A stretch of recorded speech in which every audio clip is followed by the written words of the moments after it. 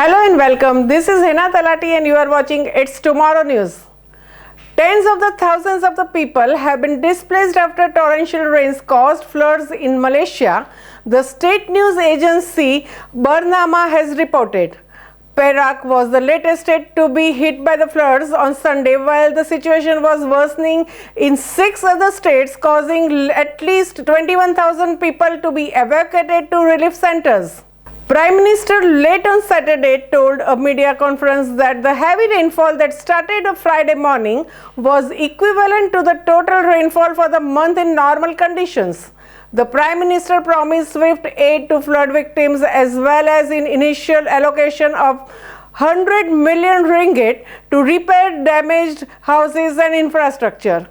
Rescue efforts were underway for those trapped in the vehicles and outside of their homes, while reports from Saturday of those trapped at home have been resolved. More than 66,000 personnel from police, army and fire department have been mobilized.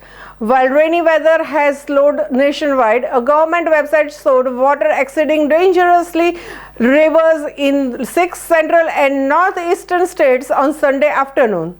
The meteorological department warned of the dangerous level of continuous torrential rain in Perak, but has downgraded Selangor from danger level to alert. Dozens of the bus routes in and around Malaysian capital Kuala Lumpur have been cancelled and train services leading to the port city of Klang were suspended.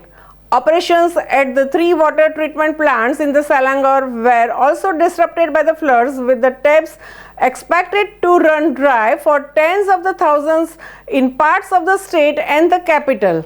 Malaysia's worst flooding in decades took place in 2014, forcing some 118,000 people to flee. Nearly 10,000 people fled their homes in Selangor, the country's richest state which surrounds the capital Kuala Lumpur, with the Prime Minister expressing surprise at the severe flooding there. Dozens of the bus routes in and around the capital have been suspended, along with the train services to the port city of Klang. While the rainy weather has slowed in some areas, the meteorological department warned that the downpour was expected to continue in parts of the Pahang. Floods in Malaysia are common during the annual monsoon season between October and March, particularly on country's eastern coast. Authorities at the Port Klang, the country's largest harbour, said shipping operations were severely disrupted by the floods.